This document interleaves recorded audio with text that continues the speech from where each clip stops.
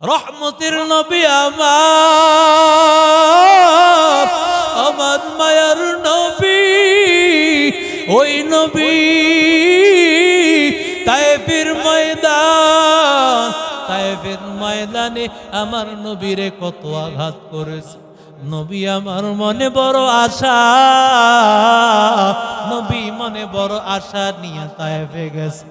মক্কার মানুষেরা আমার কথা শুনে না, মনে পুরো আশা হয়তো বা তায়েফের ময়দানের লোকেরা, তায়েফবাসীরা হয়তো আমার কথা শুনবে, ওরা মুসলমান হবে।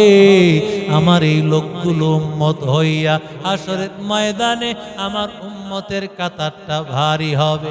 এরে নবীর আশিক উম্মতের দল, এরে আল্লাহর গোলাম, এরে নবীর আশিক উম্মতের দল। আল্লাহর নবী যখন বড় আশা নিয়ে তায়েফের ময়দানে হাজির, তায়েফের ময়দানে হাজির হওয়ার পর তায়েফের ওই তায়েফের সর্দার, তায়েফের সর্দারেরা যুবক বখাটে যুবকদেরকে লালায় দিল। ওরে আল্লাহর বান্দারা, দেখো এলাকায় একটা পাগল আসছে, পাগল, এই এলাকায় একটা পাগল আসছে। এই পাগলের কথা শুনিয়া আমার মায়ার নবীকে বলেছে পাগল। আমার মায়ার নবীকে যখন পাগল বলেছে, পাগল রে পাইলে দেখো না কেউ একটু খোঁচা দিতে চায়, কেউ লাঠি পাইলে একটু আঘাত করতে চায়। আমার মায়ার নবী রহমাতুল লিল আলামিন, আমার নবীর গলার মধ্যে রশি পেঁচাইয়া আমার নবী রহমতের নবী আমার, যেই নবীর শরীরে মশা মাছি বসা পর্যন্ত হারাম, যেই নবীর শরীরের রক্ত ঝরা হারাম, ওই নবীর শরীর থেকে কাফের দুষ্ট বেঈমানেরা আমার নবীর শরীর থেকে রক্ত ঝরাইছে। এখনো হাজী সাহেবেরা ওই জায়গায় যায়, আমার নবীরে যেই জায়গায় কষ্ট দেওয়া হয়েছে ওই জায়গায় বানানো হয়েছে মসজিদ, যেই জায়গায় আমার নবী গিয়ে আশ্রয় লিয়েছে। এরে নবীর আশিক উম্মতের দল, যেই নবীরে না বানাইলে আল্লাহ এত সুন্দর পৃথিবী হয়তো বানাতেন না।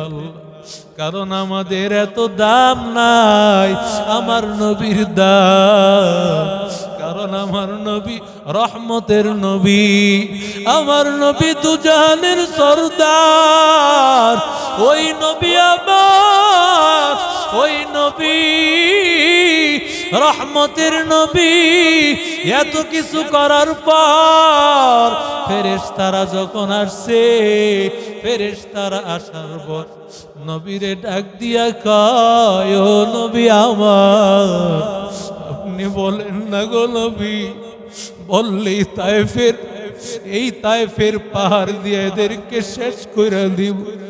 কেমন নবী পেয়েছো রে ভাই, যেই নবী এত কষ্ট করতেছেন, রক্ত ঝরাইলো, নবী রক্ত ঝরতেছে, নবী একটা কাপড় দিয়া রক্ত মুছে, রক্তগুলো ঝরে ঝরে কাপড় পর্যন্ত ভিজে যায়।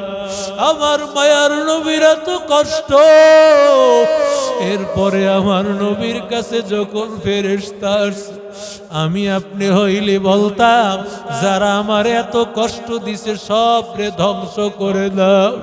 কিন্তু আমার মায়ার নবী রহমতের নবী, আমার মায়ার নবী দুজাহানের সরদার, কওমকে মাফ করে দাও। আয় আল্লাহ আমার উম্মতকে মাফ করে দাও। আয় আল্লাহ আমার উম্মত জানে না, আয় আল্লাহ এরা যদি আমাকে চিনতো আমার এত কষ্ট দিত না রে আল্লাহ। আমার মায়ার নবী এত কষ্ট পাওয়ার পর আমার মায়ার নবী রহমতের নবী আমার মায়ার নবী রাগ করে না, আল্লাহর নবী ডাক দিয়া বলেন, ও ফেরেশতাদের দল, এরা হয়তো বুঝে নাই এরা আমারে কষ্ট দিয়েছে, এদের পরবর্তী উম্মত এরা হয়তো মুসলমান হবে, হাসরের ময়দানে আমি আমার উম্মত বেশি করে আমি জান্নাতে পৌঁছতে পারব। হযরত আলী রাদিয়াল্লাহু তাআলা আনহু কেমন দয়ার সাগর, হযরত আলী রাদিয়াল্লাহু তাআলা আনহু রাগকে কেমন ভাবে কন্ট্রোল করেছেন, কেমন কন্ট্রোল করেছেন, অথচ তারা সাধারণ কোনো মানুষ ছিল না। আসাদুল্লাহিল গালিব, আল্লাহ তাআলা নবীজি যাকে ঘোষণা দিয়েছেন আল্লাহর ভাগ, জোরে কোন আল্লাহু আকবার। কার ভাগ? আল্লাহর ভাগ। আল্লাহর ভাগ যিনি হবেন তিনি তো সাধারণ কেউ হবে না।